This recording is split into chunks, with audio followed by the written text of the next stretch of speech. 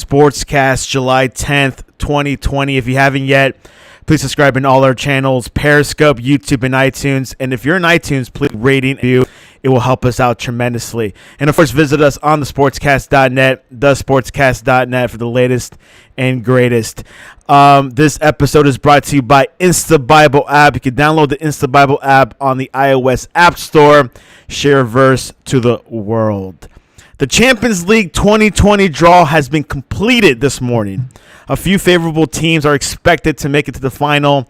And due to COVID, it'll be a one-off knockout tournament taking place in Portugal in August. And today we have a special guest, a first-time guest to the Sportscast, Fernando Ulloa from the Soccer After Hour podcast. Welcome to the Sportscast. Thank you so much, Santiago. Thank you for having me here. It's a pleasure definitely to be talking about this beautiful game and definitely the show that is the Champions League. Fernando, can you tell us a little bit about yourself and your podcast? Sure. Well, I'm from Honduras. I'm an attorney over there. I'm actually right now finishing, I just finished a sports law degree in the University of Miami, trying to finish my JD. Of course, I've been in love with soccer for however I can remember back in the day. And just recently, last year, I called a friend. I was talking with my about podcast. We decided, I told him, hey, I want to do a podcast about soccer. I have a friend. We started it. We tried to do a little bit informal, giving news, but at the same time making it a little bit more interesting to the whole public. Not so gather a couple of more friends that were into the subject, and that's how Soccer After Hours was born. Soccer After Hours, I found you guys this morning on Instagram. You followed me. I don't know how you found me. Maybe I know some soccer Instagram accounts and things like that. Fernando, you're from Honduras.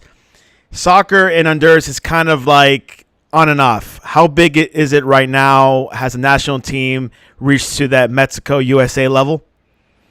Not yet.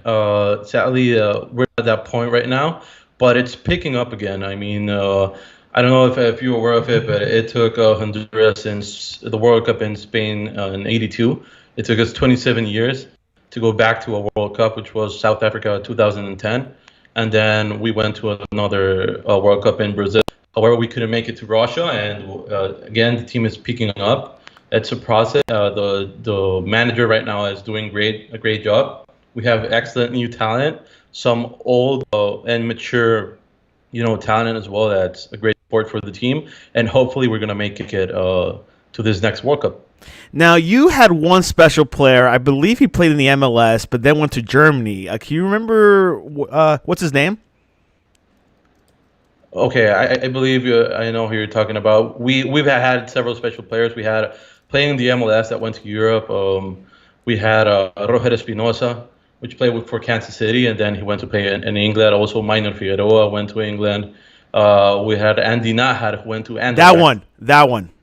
Yeah. Andy Najar, who went to Anderlecht, and now he's back in the MLS with the LAFC. Actually, great player. He had an injury, but we're looking forward to his recovery and hopefully have him back in the national team. Now, how is the MLS viewed in Honduras? Is it league to be in? What is the viewpoint with most fans in Honduras? So definitely it's a good league, and it's definitely picking up lately. You can see ever since, the first franchise player, David Beckham, it started to pick up fans. Of course, you get a personality like David Beckham, and your market's going to grow in some way. And other than that, I believe they have been, putting more effort into what is the MLS. And their system is definitely different than, let's say, Europe. It's different than Honduras, but I can say it's definitely one of the best leagues in the area. In CONCACAF, I would still pick up Mexico as the best one. That's right. And then probably the MLS. But it's great. We have several players here. In Houston Dynamo, we have Boniek Garcia, Minor Figueroa, Albert Ellis, who has been constantly being linked with Europe. And also we have had some other players in history also, like Jerry Bengston, Amado Guevara, who is the captain of Honduras, very beloved in Honduras.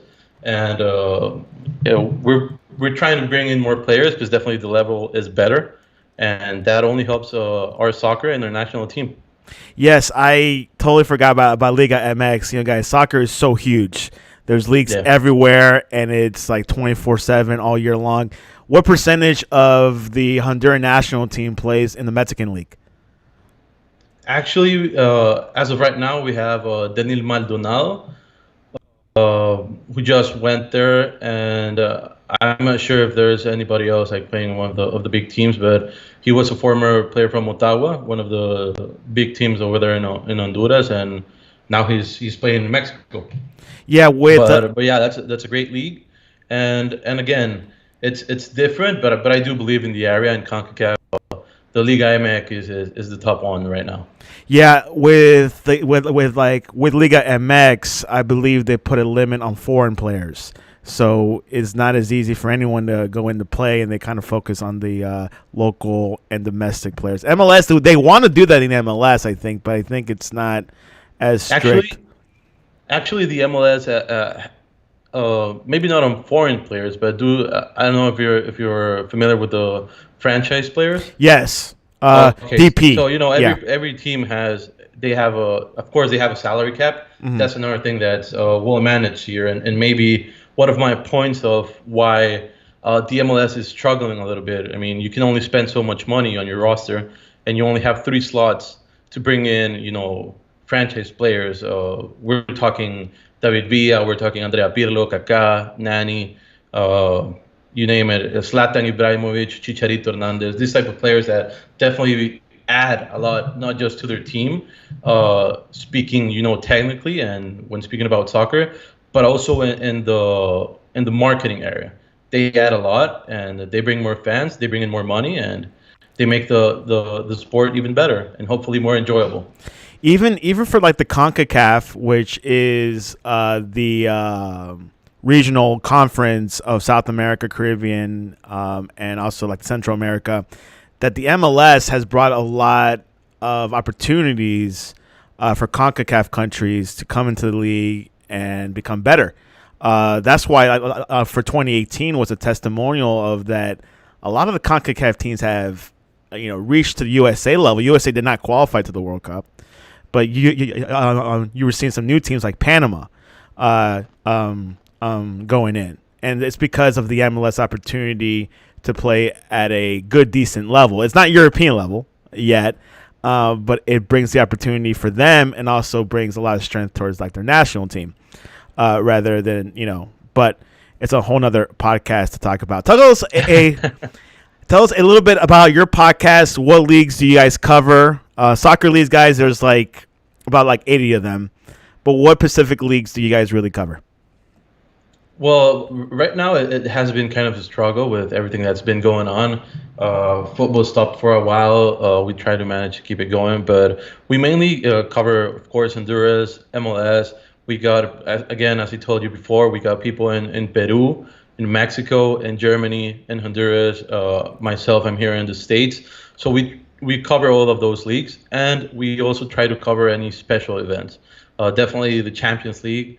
The top leagues are, of course, the Premier League, the La Liga. You got the Bundesliga, you got the Serie A, you got League One in France, and those would be your top ones. And of course, Honduras, MLS. Right now, MLS, I believe it's a novelty because of their new format they just pulled out right now. Yeah, which two clubs have pulled out this past week: Nashville and also in Dallas. yeah, Dallas FC. So it should be quite interesting, kind of reshuffling. But they had to get this tournament going because a lot of these clubs and players need money, just to survive for his year at least. So we'll definitely keep an eye on that for the next couple of weeks. The tournament will be out throughout this month, and I guess through August as well. The UCL draw, the Champions League. This is the most important tournament, I would say, after the World Cup. This is the highest league worldwide when it comes to club soccer.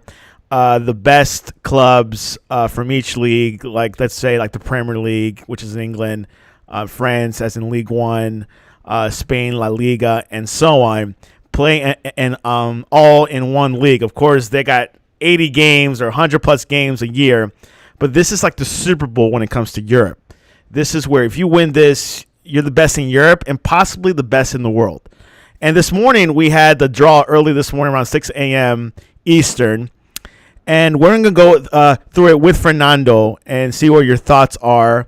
We'll ask you your general thoughts, and then we'll go on for like each round and see what do you think about it. So, All right. What was your first initial thoughts when you saw the final draw?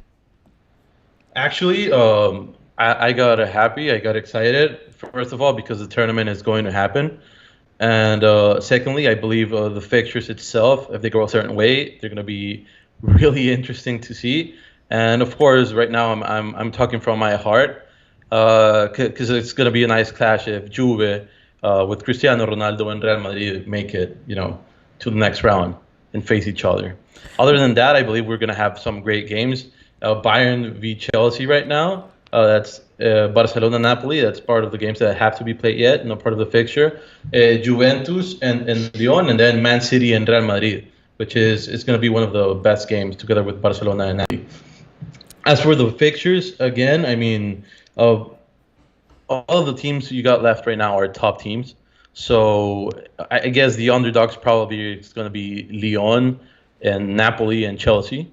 But when you're at this level in the competition, you're there because you have a great team. You're there because you earned it. And most importantly of all, it's because you have good soccer. You're playing well, and it's going to be a fight till the very last minute from every team. Now, let me explain to everyone. The draw happens where they draw a bunch of lottery numbers or your team, and they mix it up a little bit. The Champions League, the round of 16 was finishing in March. Was it all completed by March, or like they still had to play some, like the few more games to complete that round for August? Yeah, no, it wasn't yet completed. Again, the last they played only the first leg. So for Juventus and Lyon won the first leg 1-0, and then Manchester City beat Real Madrid 2-1. Bayern versus Chelsea, Bayern won 3-0, and then Barcelona tied 1-1 with Napoli. We're gonna see the second leg happening. It's gonna take place Friday, August 7th. Juventus versus Lyon and Man City versus Real Madrid, and then on Saturday, August 8th, we're gonna have Bayern v Chelsea and Barcelona versus Napoli. So after those are done, and that's why I don't know if you have the fixtures. I have it pulled up right here in front of me. Right in front of me. Okay, yeah. So the way it's gonna work out is the winner between Real Madrid and Man City will play Juventus or Lyon, whoever passes. Okay. And the same thing goes for Barcelona versus Napoli and Bayern v Chelsea. Oh, got it. And how about like the RB Leipzig and Atletico and Atalanta and Paris? What does that happen between those two games? Okay, so Liverpool got eliminated by Atletico, and Paris eliminated Dortmund. So those guys already in the next round and just waiting for. Oh, makes sense. Okay, yeah. Perfect. Okay, so we'll go down through predictions. You say yours, and then I say mine. Let's first start with Man City, Real Madrid. Of course, Man City has Guardiola, and Madrid has Zidane. Guardiola is pressured to win this Champions League because that's his missing trophy in his trophy case. What do you think about this matchup? I think it's going to be a very tough match, especially because of what you said. When you have a coach like Pep Guardiola, he's very tactical. He's very smart. He's played Real Madrid many times, and not just that, but regarding the financial fair play going on, that mess going on with Man City, this might be their last Champions League in a couple of years, depending on what the results say at the end. I'm sure they're going to appeal, but. Other than that, on the other side, you have Zinedine Zidane, which has been quite of a novelty for me. And we said it many times in our podcast, because he's not sticking to a certain type of formation or play. He studies his rivals, and every match he pulls out a different team, a different roster, and he looks where his weaknesses are, and he definitely strengthens them. And you can see that in the last stretch of La Liga right now. Yeah, he's getting all of his points, and he's doing a great job. So Man City is not going to have it easy, but they do have the upper hand right now as they won 2-1 on their first leg. Yeah, and of course, looking at Real Madrid, they're on fire right now. I've been seeing a few matches this past month, and Benzema hasn't aged a bit. He's looking good. A lot of these players are healthy. They had a 3-month break, which is never heard of in the world of soccer. It's usually 2 weeks is like the maximum you get a break. So I think obviously Man City is on a roll. I do like Real Madrid, to be honest. I think they have the players, they got the caliber, they got Zidane. Man City has talent, but I don't know. It just feels like they're on the roll right now. They're about to win La I totally Liga. agree with that. I mean, Real Madrid right now is a very solid team. Defensively, they're really solid. They know how to have the ball right now, and they're, I mean, they attack with their whole team. You can see Sergio Ramos under attacking. You can see both wingers, Marcelo and Carvajal. They play as a block, so it's very hard to get through the team, especially when you have defenders like Ramos, Varane, Marcelo, Mendy. You have Carvajal on the other side. You have midfielders like Casemiro, Kroos, Modric, who are playing their best. And right now, as of right now, I believe they are the strongest team. So who you got? What is your final prediction? Who is going to win between Man City and Real Madrid? Again, a little bit of my heart is going to play out here, but being objective and watching the games this far, I'm confident that Real Madrid is going to turn over the result and they're going to make it through. I'm going to choose Real Madrid as well. I like Guardiola. I love his tactics. I'm a Liverpool fan, so I'm a little partial towards Real Madrid. So it is what it is, and I'm a Zidane fan as well. Let's go on to the next one. Juventus, Ronaldo versus Lyon. Juventus, I believe they lost a crucial match not too long ago. What do you think about this matchup? Juventus versus Lyon. Well, Lyon has a very interesting team, has some very young players that make a difference. And Juventus, they have a great team. They have many players on the roster. They have Mr. Champions League, Cristiano Ronaldo, which plays a huge factor in these games. You can ask Atletico de Madrid or several other teams that have been left out by Cristiano. Of course, by the whole team, but what I mean is Cristiano is a beast and he's going to go there to make goals. However, I'm not sure if Mauricio Sarri formation or his gameplay is the best. But for this one, based on experience on the team they have and on the players, I'm going to say Juventus is favorite. One, because they have Cristiano, and two, because I believe their roster is much more deep, and they have more experienced players as well. I agree with you. I'll pick Juventus. Isn't Douglas Costa with Juventus? Yeah, that is correct. Douglas Costa has made some great plays. He's a great player. As you know, Brazil has so many great players, and this one does make the difference. Also, you have Alexandro. You have a really nice midfield with Pjanic. You have Matuidi. You have Rabiot now, who just scored a wonderful goal last week. You have great defense, and it's a well overall team actually. Yeah, Juventus squad is pretty a lot of experience. Pretty deep when it comes to talent. Of course, you got Gianluigi Buffon. He's ageless. Yeah, he's still playing. Sure. He just finished his 648th game with the Serie A.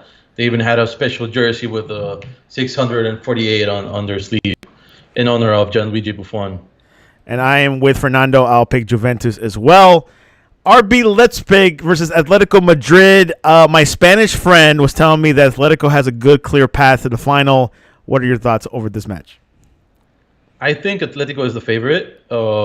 They've played a great championship. I mean, they're strong, they're solid, and they have a lot of intensity. Also, they have Diego Simeone, who has been proven to be very intense. Leipzig, on the other hand, has, again, they're playing in one of the leagues that it's probably not as competitive as La Liga, but they have great players. You got Timo Werner, and you got Campo. You got several other players that are going to make a huge effort. But I do believe that Atletico has the upper hand in this one as well. Yeah. obviously, like we'll probably talk about this towards the end of the show because we'll be saying to ourselves which teams have a good path to the final and maybe win it. But we'll talk about that a little bit later. Barcelona, Napoli, they're not foreign to each other. They faced each other in the past. Barcelona is at second in La Liga, of course, so they're kind of catching up. Messi, there's been rumors of him possibly leaving next season, next season, after next season. What do you think about this matchup? Well, I think it's one of the most interesting matches. Again, one you have Messi on one side, and a lot of great players on the roster. However, they have not been performing to their top level, and that's been seen and it's been critiqued all over the world. Because when you have players of that level, you expect better results. They have not been performing. They have changed their coach. Right now, they started with Valverde. Now they have Quique Setién, which is trying to bring back their football, but they're still struggling. And on the other hand, you have Napoli that's fresh, that has been playing really well, has great players such as Insigne, Dry Mertens, Koulibaly. You have Chucky Lozano from Mexico. He's not playing that much right now, but he has made some great plays. He's a great danger. So for this one, as of right now, I think Napoli is the favorite. But I mean, again, when you're at this level in Champions League, you go there, you have to play 90 minutes. There are no favorites. You can't make one mistake. And sadly for Napoli, you got Lionel Messi on the other side. So it's going to be a tough one. I can put a winner on it right now, but I would say probably Barcelona because of the players they have. But it could be very possible, if not most likely, that Napoli is going to give the surprise and advance to the next round. Yeah, like Napoli could be a surprise on this one. They're a dark horse. I've been hearing that for a bit. So we'll see what happens. I pick Barcelona. They do have the experience.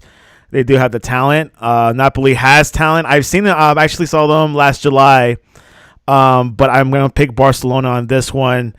You can't underestimate Messi. And, of course, this is too early for him to get knocked out of the round. Of course, keep in mind, guys, this is one-offs. There's no two-leg matches. This is one-off. This is World Cup. This will be like a World Cup, to be honest. Another match, Bayern Munich, who just won the Bundesliga. It's Chelsea, who is on a run right now. And a Chelsea that has the American Christian Pulisic, which he's having a fantastic month of July and June. Fernando, what do you think about this matchup? Because it seems like this might be the best one, besides Man City versus Real Madrid. Actually, I would say Napoli, Barcelona, and City Real Madrid would be like the top two. Okay, to be looking at. But because you have a Bayern Munich that it's a great team. I mean, they just won the Bundesliga and the Pokal, which is like their other cup there, the cup. So they're on fire. They have been on fire for the last, I believe, 9 seasons now, have been the reigning champions. So that's great for them. Chelsea, on the other hand, is a very young team, as you mentioned. You have names like Christian Pulisic. You have Tammy Abraham. You have Mason Mount and some other like fresh new players that are definitely on fire, specifically Christian Pulisic. And I know that's great right now for the States, but that guy has been on fire for a while and he's proving it. It's too bad he was injured for a bit. So again, Chelsea right now, by the hand of Frank Lampard, they're doing a great job. They're starting to pick up momentum, and that's going to be great right now because many teams they're not having the minutes playing right now because of the whole situation. So when you're starting to grab momentum, that's very good. But I do believe Bayern is the favorite. They won the past leg 3-0, so it's the aggregate. It's on their favor, and also the experience and the players are on their favor. It's going to be really interesting to see what Chelsea's what Frank Lampard's Chelsea's could bring to the game. And also to name a few players, they do have Robert Lewandowski for Bayern Munich, and he's been having a fantastic summer so far. Of course, they have Philippe Coutinho and Leroy Sané, but this team is pretty talented. I think they want to make a good run for this Champions League. I'm going to pick Bayern as well. I think Fernando convinced me that Chelsea is he's a bit young. I've seen them play these past couple of weeks. They look good. But I think Bayern Munich will have that experience coming in. Of course, I'm a Pulisic fan, so we'll see how he does. And finally, Atlanta versus PSG. PSG is another team that my friend was telling me about that they might have a good run for this Champions League. Fernando, what do you think about this matchup? Well, I believe PSG. Well, it's the thing about soccer. Sometimes you have personalities, and PSG definitely has them. You got Neymar, which can change the game in a second. You got Mbappe, that can also change the game in a second. You got Di Maria. You got Cavani. You got Averati. You got a solid defense with Marquinhos, and so it's gonna be a really tough match. Because on the other hand, you have an Atalanta with an Ilicic that has been scoring many goals. Many goals. They beat Valencia 4-3, and I believe they have won a couple Serie A tournaments like 7-0. They're a strong team, and I do believe, of course, PSG, because of the names, is the favorite. But I believe this is going to be a really tough game, and everybody should be aware of Atalanta, and maybe why not they give the surprise. But as for favorites, I'm going to put my pennies on PSG for this one. Which I believe Atalanta had a major win last week against Napoli, 2-0. I think someone was telling me that was a big match, a big win for them. I'm gonna go with PSG. Of course, they got talent, and I've been hearing like this might be their year for them. But of course, we'll definitely see what happens. So Fernando, out of all these teams, I know that it's kind of a little early to predict, but which team is looking good? Which two teams are looking good to go to the final, and then who will win it? Okay. Yeah. Again, as you said, it's very early to be speaking about right now. But I think if Real Madrid pulls going past Man City, they are really really big to be the runner-ups. One of the runner-ups, and also after that, I believe Atletico de Madrid also has a big chance because they've been playing solid. They're a great team, and it's a really hard team to play with. And Bayern Munich is also one of the favorites.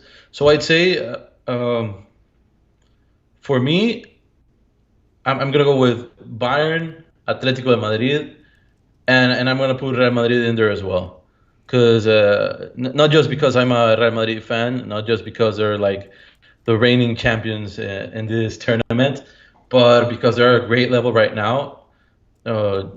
Just speaking about soccer itself, and they're really, really in it right now. So I do believe Bayern, Atletico, and Real Madrid are the possible contenders. And of course, you can't leave out Barcelona. I mean, you have a great team. You have Lionel Messi. You have what is the best goalkeeper for me, and Marc-André ter Stegen. So if they manage to get a hold of them, those are my four favorites, let's say. Yes, I've been hearing Atletico a lot. Why Atletico? Why makes them this year different? Of course, they don't have Griezmann, but why do you think this team could go deep? Okay. Well, first, as you can see, I don't know if you saw the last game versus Liverpool. Liverpool was favorite, of course. They're a great team. They're doing a spectacular job in the Premier, and also they're the reigning champions right now. So they did a great job. They did a solid job, and they played the 90 minutes like it was the first one. You see them get a little bit tired, but they keep pushing. They attack as a block. They all go back together as a block. You got Joao Felix, you got Diego Costa, you got Morata, you got Saul, you got Noblak, which was also one of the best goalkeepers right now. So position by position, they're a really solid team. Also, Partey has been playing some great matches.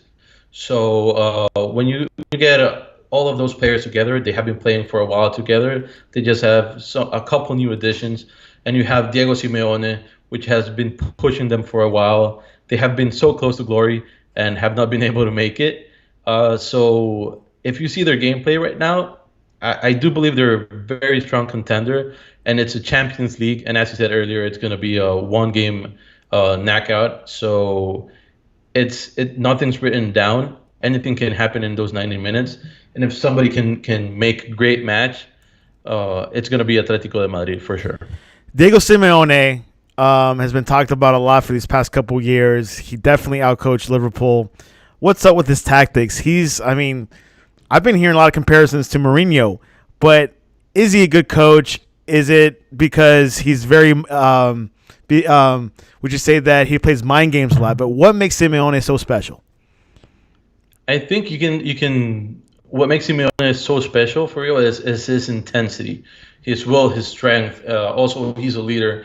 If you go back and you see him as a soccer player, you can see the type of person Diego Simeone is. He's always giving 200% on the field, and that's something that he's been able to transmit to his players.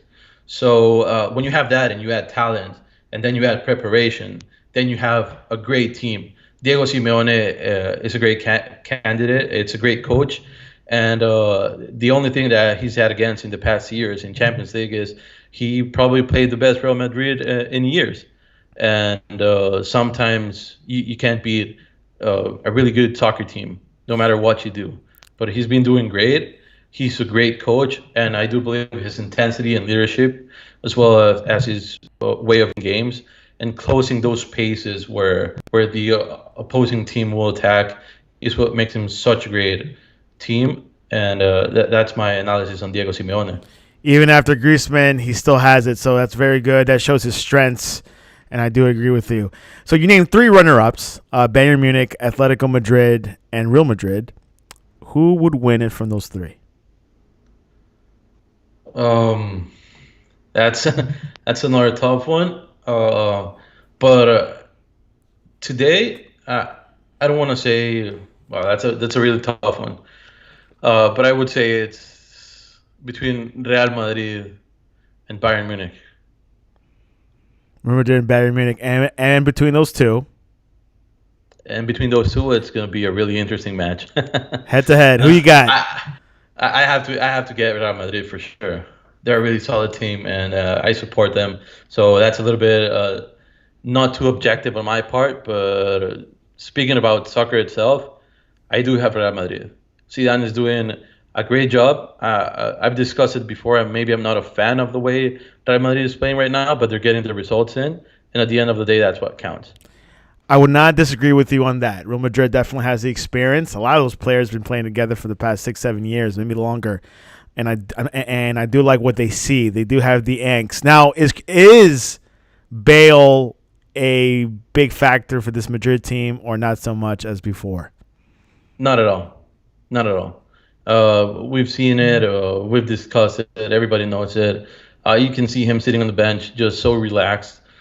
He's not into the game itself. Sometimes you can see some other players. When you're on the bench, you're just talking the game. You're watching the game. You're wanting the game. You want to be in the game. And definitely, Mr. Golfer is not that into going back right now. And I really don't know what's going on, but he's definitely not influential at all in this Real Madrid. And I hope he proves me wrong in a favorable way for Real Madrid, but definitely not influential. Not even a super sub. Well, of course, you can't put away what Gareth Bale is. He definitely used a super sub, but I think the team is not, revolving around him at all. He definitely is a sub, as you said, a super sub. Everybody would like to have Gareth Bale in his best form, that is, and focused only on the sport, on soccer, but not influential at all right now. We'll see what happens in the Champions League. It begins in August in Portugal. It's going to be muggy over there, so we'll see what happens in the next couple of weeks. Of course, most leagues will be concluding within the next week or two, so they'll have a break before things get ready for the Champions League. Very exciting Champions League. People are kind of putting it down a little bit, but I like it It's one-off. It's just focused. It's centric. And we'll see who will be the best team in this interesting time of 2020 COVID-19, the Champions League. Poll question of the day, Fernando, what is your favorite type of kitten? The options on our Twitter account is Persian, Ragdoll, the British short hair, or the American short hair. I didn't know anything about these cats, but what is your favorite type of kitten? If you had to choose. I really don't know any of them. Also, let me check them out. Yes. The Persian's very popular. I know that. The Ragdoll. I remember the Persian from Friends, actually, the one that scratches Rachel all over the place. If you watch Friends, you can pick Persian if you want. That's definitely not my favorite.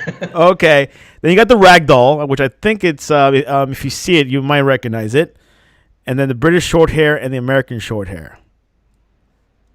Okay, I'm gonna go with the American short hair. Okay, me too. That's my answer.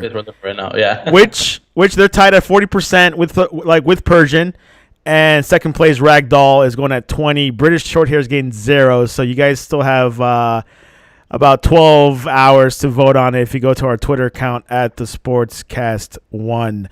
Fernando Ulloa, what is the best way to reach you and to find out more about your podcast? Oh, thank you so much, Santiago. Well, you can find us on Twitter at Soccer After Hour. You can find us on Instagram at Soccer After Hours. We're live it's 11 p.m. Eastern Time on Mondays and Thursdays. Also, you can find us on Facebook at Soccer After Hours. And we're trying to put out content as much as we can. My Instagram handle is at FERU245. That's my Twitter handle. My Instagram handle is Ulloa5. That's the way you can find me. And the Soccer After Hours is always trying to bring up the latest news on soccer. Mainly, also we cover some sports in general, but it's mainly about soccer. We try to bring the most relevant news, the best ones, and we hope you can join us someday. If you have any Spanish-speaking members, or we can also do an English special edition to have you guys join us. Fernando, you sound great in English. I would not mind, even though I listen to Spanish as well, but English is fine as well. And, of course, you can reach us at the Sportscast1 on Twitter or at thesportscast.net. There you can read the latest of what's going to happen with college football. Like, the scheduling is going to be interesting. So far, they're planning only playing within one conference. SEC plays within just SEC teams. Big Ten has said it. So we'll be seeing some scheduling updates in the next couple of days. Probably next couple of days, not next couple of weeks. I think it's going to happen much sooner than later. And, of course, the NFL as well. I've been hearing rumors about the NFL players opting out. Some of them, I've been hearing that, but I haven't heard anything officially. And I have no idea what is the latest. But, of course, the Champions League soccer continues, playing with no fans, but you can definitely hear the crowd noise, which there's no crowd, but there's some noise. Anyways, Fernando, I really appreciate you coming on to the Sportscast. No, thank you, Santiago. Thank you so much. It was a pleasure being on the Sportscast. Again, I extend our invitation for you to join us on Soccer After Hours. We'll definitely plan something out. And again, thank you very much, and best of luck with your projects. Looking forward to it, man. Thank you. I really appreciate you coming on.